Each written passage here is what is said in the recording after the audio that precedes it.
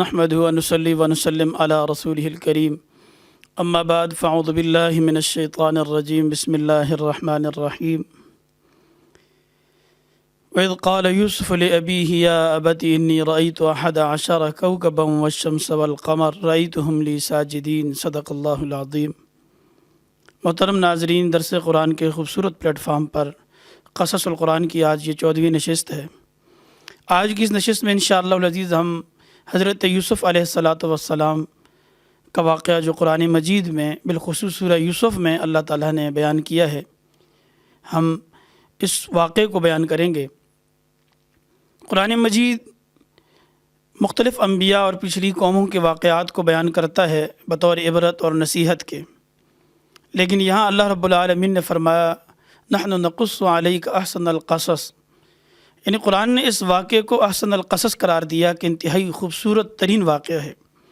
حضرت یوسف واحد نبی ہیں کہ جن کا پورا واقعہ ایک ہی صورت میں ہے اور صورت یوسف کے اندر، اور پورے واقعے کو اللہ تعالیٰ نے انتہائی زیادہ خوبصورت اسلوب اور انداز میں بیان کیا ہے۔ اس میں بے پناہ عبرتیں ہیں، نصیحتیں ہیں، موعظت اور یوں سمجھیں عروج و زوال کی عجیب و غریب داستانیں ہیں، افراد کی، اقوام کی، اور اس سے بھی ہٹ کر اس میں آزمائش اور ہدایت، صبر، استقامت اور مختلف درپیش آنے والے اولو العزم لوگوں کو جو مسائل ہیں ان کے حوالے سے بے پناہ اللہ رب العالمین نے نصائح رکھے ہیں۔ حضرت یوسف حضرت ابراہیم علیہ السلام کے پڑپوتے ہیں، یوسف بن یعقوب بن اسحاق بن ابراہیم۔ یوسف علیہ السلام کی پیدائش کنعان میں ہے۔ کنعان حضرت یعقوب کا علاقہ ہے، اور کنعان کے اندر حضرت یوسف علیہ السلام کنعان سے پہلے اپنے ماموں کے ہاں فدان ارام میں ہی پیدا ہوئے، لیکن پھر کنعان میں شفٹ ہو گئے تو کنعان میں رہے۔ بچپن میں ہی آپ کی ماں والدہ محترمہ انتقال فرما گئی۔ والدہ کے انتقال کے بعد حضرت یوسف اور ان کے ماں شریک بھائی بنیامین، یہ دونوں حضرت یعقوب کو بہت زیادہ محبوب تھے۔ بے انتہا محبت، پیار، لاڈ جس طرح بچوں سے کیا جاتا ہے ان سے بہت زیادہ کیا جاتا ہے۔ ان کی والدہ ماجدہ رحیل کے گزر جانے کے بعد وہ اور زیادہ بڑھ گیا، اور بالخصوص حضرت یوسف کی پیشانی پر جو نور نبوت تھا وہ حضرت یعقوب نے محسوس کیا، اور آپ کی ذہانت کو دیکھتے ہوئے آپ سے محبت یوں سمجھیں کہ ایک عشق کی حد تک تھی۔ بھائیوں نے دیکھا کہ حضرت یوسف سے اتنی محبت والد محترم کی ہمارے لیے یہ ناقابل برداشت ہے کہ وہ حضرت یوسف ہی کو اتنا چاہتے ہیں، اس سے اتنی محبت کرتے ہیں، ہماری طرف کوئی التفات نہیں ہے، کوئی توجہ نہیں ہے۔ اس پر مزید یہ ہوا کہ حضرت یوسف نے خواب دیکھا۔ خواب میں کیا دیکھتے ہیں کہ 11 ستارے، سورج، چاند یہ حضرت یوسف کو سجدہ کر رہے ہیں۔ انہوں نے یہ خواب اپنے والد کے سامنے بیان کیا، انی رأیت 11 کوکبا والشمس والقمر رأیتهم لی ساجدین۔ تو حضرت یعقوب چونکہ نبی تھے، اللہ کے برگزیدہ پیغمبر تھے، تو وہ سمجھ گئے، اور مسئلے کی نوعیت کو سمجھنے کے بعد انہوں نے حضرت یوسف کو متنبہ کیا کہ وہ اپنے اس خواب کو برادران یوسف کے سامنے پیش نہ کریں۔ پہلے ہی جو حسد ہے، جو جلن ہے، وہ بہت زیادہ ہے، کہیں ایسا نہ ہو کہ اس خواب کے سننے کے بعد وہ حضرت یوسف کو کوئی نقصان نہ پہنچا دے۔ واقعات میں لکھا ہے، بالخصوص تورات میں، کہ یہ بات ان کے بھائیوں تک پہنچی، اور ان کے بھائیوں نے حضرت یوسف کے خواب کو سن لیا۔ ان کے حسد میں، بغض میں مزید اضافہ ہو گیا۔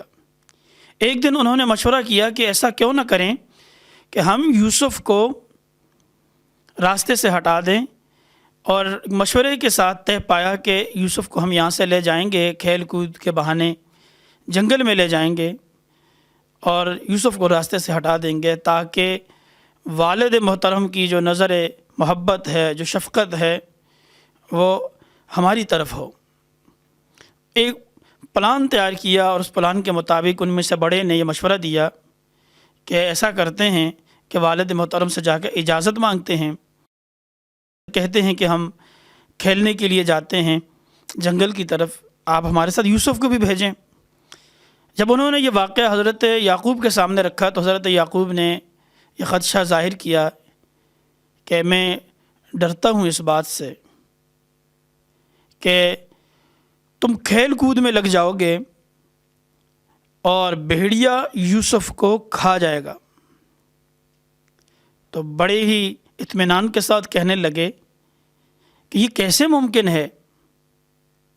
فَإِنْ أَكَلَهُ الذِّئْبُ وَنَحْنُ عُصْبَةٌ إِنَّا إِذًا لَخَاسِرُونَ، ہماری قوت اور طاقت کے ہوتے ہوئے اگر یوسف کو بھیڑیا کھا لے تو اس کا مطلب ہے ہم تو اپنا سب کچھ گنوا بیٹھے، یہ ممکن نہیں ہے، ہم اس کی حفاظت کریں گے اور ہم اس کے ساتھ ہیں اور ہمارے ساتھ یوسف نکلے گا، کھائے گا، پیے گا، کھیلے گا، کودے گا اور واپس آ جائے گا۔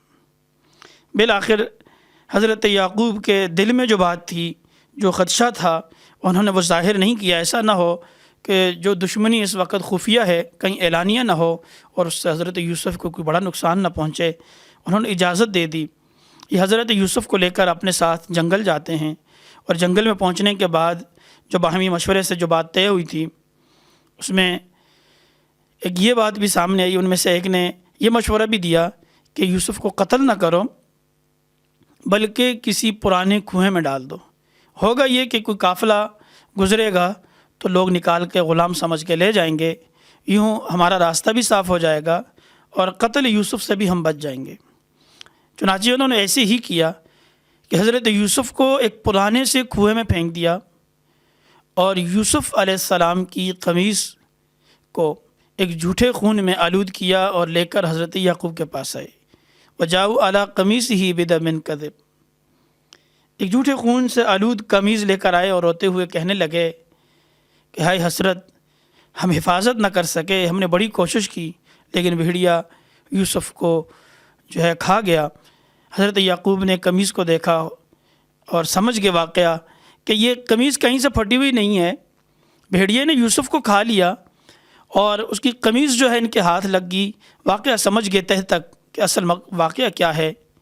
ادھر قدرت کو کچھ اور ہی منظور تھا کہ حضرت یوسف کو جو ہی انہوں نے کنویں میں ڈالا تو ایک قافلہ وہاں سے گزر رہا تھا جو حجازی قافلہ، اس قافلے نے ڈول ڈالا پانی کے لیے کنویں میں، تو حضرت یوسف نے یہ سمجھا شاید بھائیوں کو رحم آ گیا ہے، وہ اس ڈول میں بیٹھ گئے اور جو ہی انہوں نے ڈول کھینچا دیکھا بیچ میں ایک خوبصورت بچہ ہے، کہنے لگے یا بشرا ھذا غلام، خوشخبری ہو، ہمیں تو اس کنویں سے ایک غلام مل گیا۔ اور بعض روایات میں ملتا ہے کہ انہوں نے خود ہی یہ طے کیا کہ ہم اسے غلام کے طور پہ کسی قافلے کے سپرد کر دیتے ہیں، بیچ دیتے ہیں۔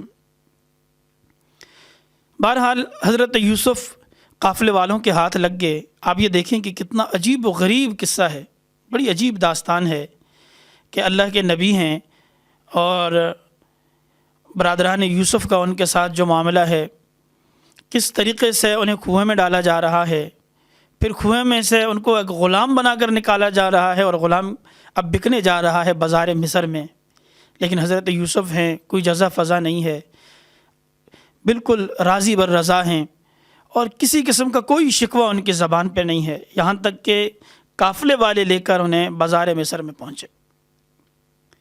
بازار مصر میں پہنچے تو مصر اس وقت دنیا میں واحد ایک متمدن شہر تھا، ایک تمدنی اور مہذب شہر سمجھا جاتا تھا، اور مصر کے لوگ چونکہ باقی قبائل کو اور صحرائی لوگوں کو بڑی ہی اچھوت نظروں سے دیکھتے تھے، اچھوت سمجھتے تھے کہ چونکہ وہ مہذب اور متمدن کہلاتے تھے اور یہ جتنے بھی باقی قبائل عرب کے قبائل تھے ان کو وہ اچھی نظروں سے نہیں دیکھتے تھے۔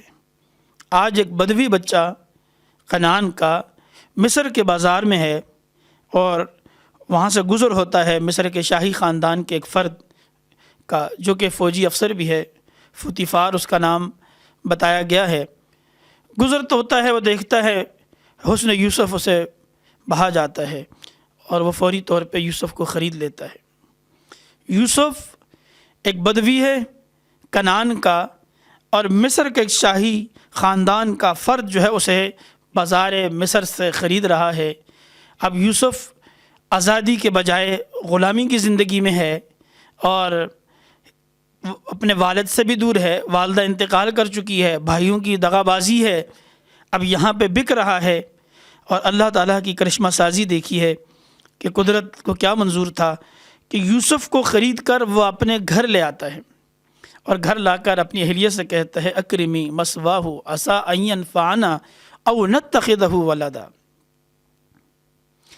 جن قبائلی لوگوں کو یا صحرائی لوگوں کو وہ اچھوت سمجھتے تھے, آج اسی قبائلی ایک بچے کو وہ دیکھ کر اپنی اہلیہ کے حوالے کرتے ہوئے عزیز مصر کہہ رہا ہے کہ اکرمی, اس کا اکرام کرنا, ادب و احترام سے اسے رکھنا. کوئی عجب نہیں کہ یہ ہمارے لیے نفع بخش ہو, ہمیں فائدہ دے اور یا ہمیں اسے اپنا بیٹا بنا لے. اور حضرت یوسف کو مصر کے دربار میں انتہائی عزت اور احترام سے رکھا جاتا ہے. آپ دیکھیں کہ اللہ اپنے مقرب لوگوں کو, جو اللہ کے قریب ہوتے ہیں, قریب ترین لوگ ہوتے ہیں, انہیں بڑی بڑی آزمائشوں کی بھٹیوں میں ڈالتے ہیں. اور آزمائشوں کی بھٹیوں میں جانے کے بعد جب وہ نکلتے ہیں تو اللہ تعالیٰ نے ان کے لیے بڑی ہی ہموار راستے طے کر رکھے ہوتے ہیں. کہ حضرت یوسف مصر کے کنویں میں جاتے ہیں, جب کنویں میں ڈالنے والے کنویں میں ڈال رہے ہوتے ہیں تو یہ سمجھ رہے ہوتے ہیں کہ آج یوسف کا قصہ تمام ہو گیا. لیکن کنویں میں جانا اور غلام بن کے بکنا بازار مصر کے اندر, یہی چیز ہے جو اسے دربار مصر میں لے گی. ایک مہذب اور متمدن شہر کے سب سے بڑے دربار میں ہیں اور وہاں عزت اور اکرام کے ساتھ ہیں. وہاں نہ برادران یوسف کا خوف ہے اور نہ ہی کوئی اور غم ہے, بلکہ انتہائی ادب کے ساتھ, احترام کے ساتھ اسے پالا جا رہا ہے, اس کی پرورش کی جا رہی ہے. اور اللہ تعالیٰ نے قوت فیصلہ, علم بردباری سے نوازا حضرت یوسف کو, کہ ایسا علم اور حلم کہ جس کی مثال کوئی نہیں. وہ آنے والے لوگوں کے لیے ایک مثال بن گئے. اللہ تعالیٰ نے اس قصے کو اور اس واقعے کو لوگوں کے لیے اور قوموں کے عروج و زوال کے لیے ایک یوں سمجھیں کہ مکمل نصیحت کا سامان بنا دیا.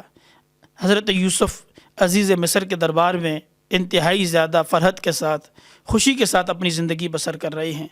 اور آپ جو ہی بلوغت کو پہنچتے ہیں, جوانی کی دہلیز پہ قدم رکھتے ہیں, تو آپ کے سامنے نئی آزمائشیں کھڑی ہیں اور نئے ابتلا, نئی امتحانات ہیں جن کو آپ نے پاس کرنا ہے. حضرت ابراہیم کی طرح, جس طرح آپ کے دادا محترم پردادا محترم حضرت ابراہیم کو مختلف امتحانات سے گزرنا پڑا, اس طرح آپ کے سامنے بھی پے در پہ امتحانات ہیں. پہلا امتحان بھائیوں کی ناراضگی کا ہے, حسد کا ہے, دوسرا کنویں میں جانے کا, تیسرا غلامی کا, پھر مصر کے بازار میں بکنے کا. اب شاہی دربار کے اندر خوشی اور انتہائی فرحت کی زندگی میسر آ جانے کے بعد ایک اور امتحان موجود ہے.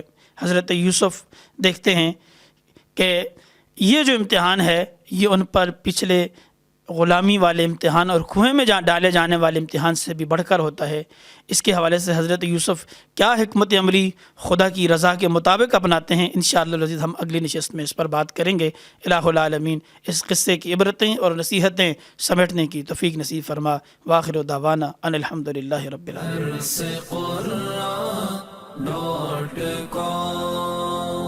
www.darsequran.com